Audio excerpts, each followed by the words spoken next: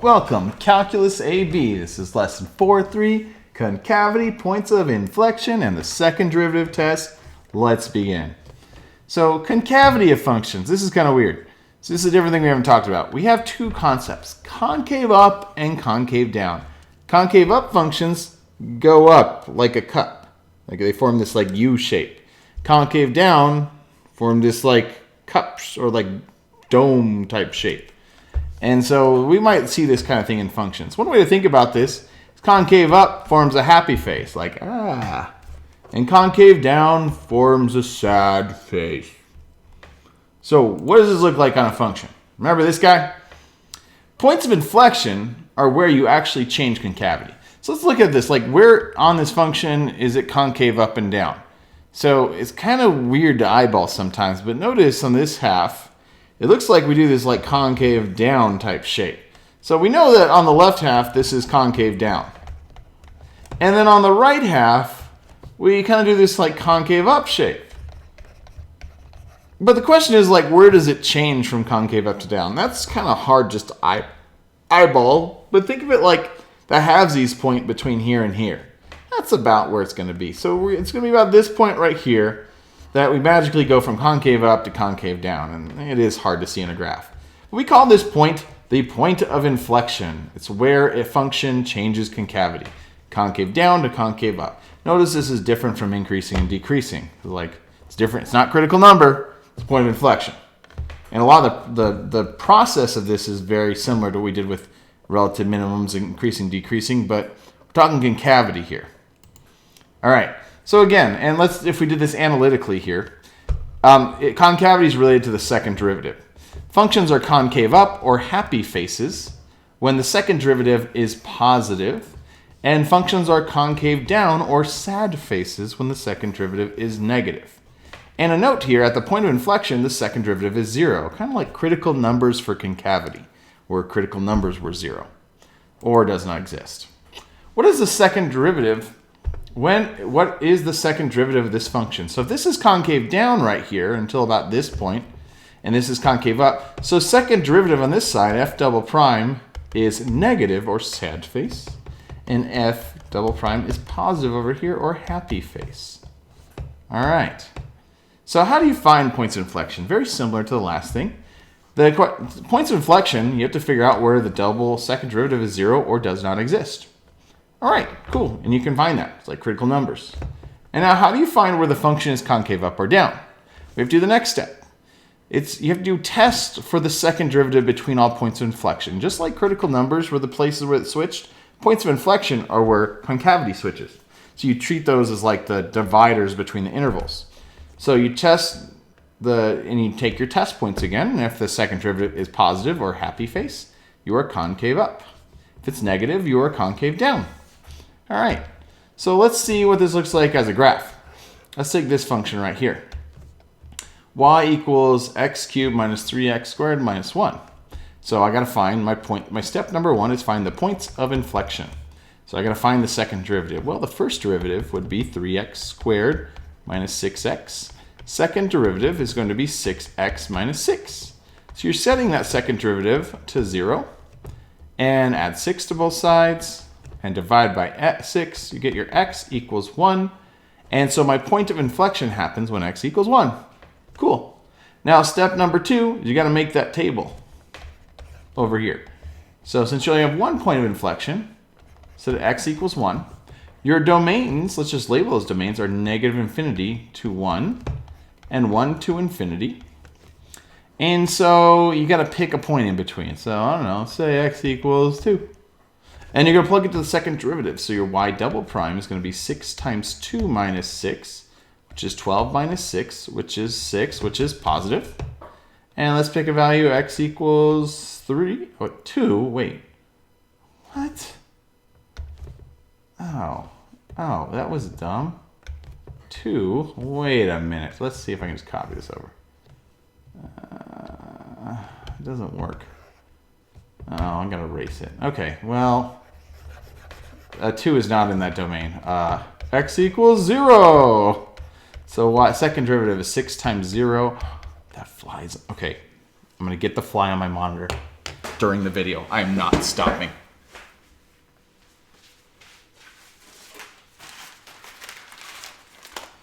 Okay, get it this time. It's dead. Okay, sorry if that was loud. I'm not editing that. I'll show you the dead fly. Where was I? So -6, and so it's going to be negative. And pick x equals 2. So y double prime equals 6 times 2 minus 6, which was 6, which is positive. So I'm going to say I'm concave down on the interval from -infinity to 1. I can say I'm concave up on the interval from 1 to infinity. And we can look at that on the graphing calculator. So I'm going to pull the graphing calculator up. Going to graph that function. Wow, it almost looks like what we did before, but it was -1. Oh, I got that fly. All right. So notice this graph. Let's change the zoom. I want you to see it better. Okay. There we go. So if you look at this graph, you notice the concavity changes, like it's concave down over here. There's like a point of inflection.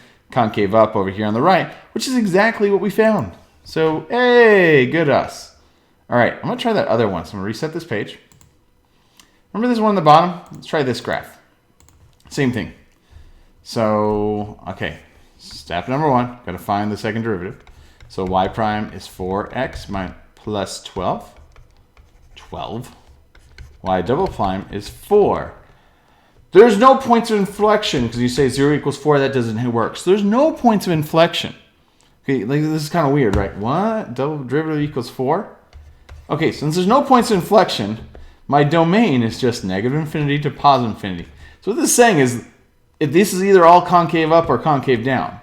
Well, since my second derivative equals 4, 4 is a positive number, that means I am concave up. So I can say I'm concave up.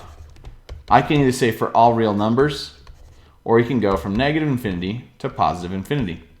All right, what does the graph of that look like? Well, that's a parabola, and let's just draw the picture of that.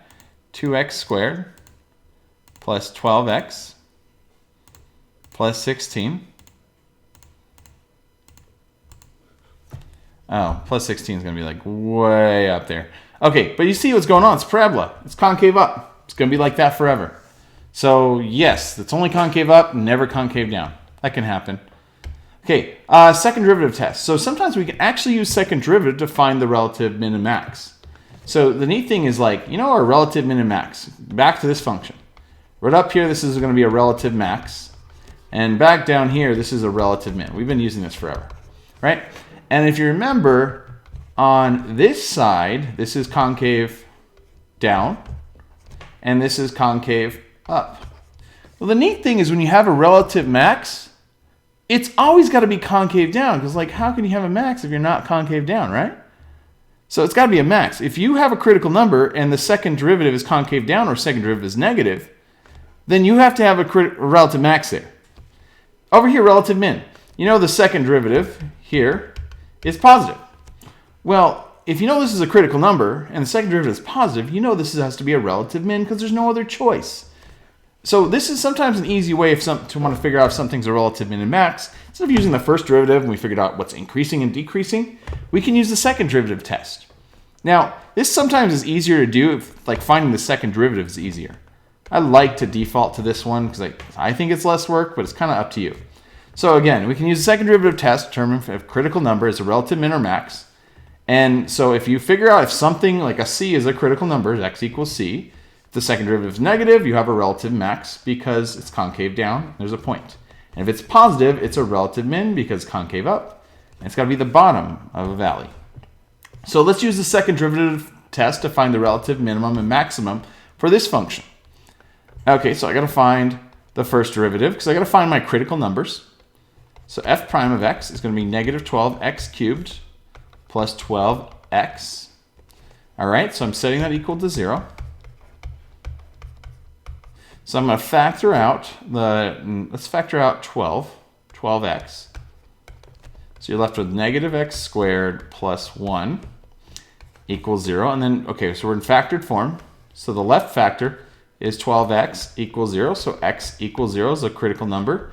And over here, I got negative x squared plus 1. Actually, I'm going to write that as 1 minus x squared equals 0. And you can eyeball this kind of, maybe if you don't want to. 1 equals x squared. That means x equals positive 1 or negative 1. So we got 3 critical numbers. Now, yes, I could do the table and all that stuff and figure out what's increasing and decreasing.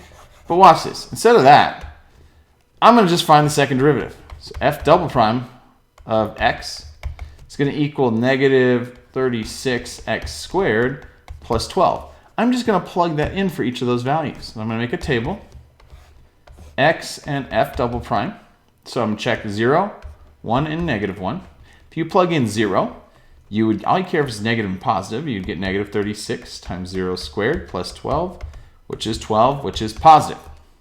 For 1, you would get negative 36 times 1 squared plus 12 is negative 24, which is negative, and you plug in negative 1, negative 36 times negative 1 squared plus 12 is also negative 24, which is negative. So since at 0, the second derivative is positive and concave up, I can say if a relative minimum at x equals 0, and since these are both negative, sad faces, so we have maximums, I can say relative max at x equals 1 and negative 1. Cool. All right, we're done.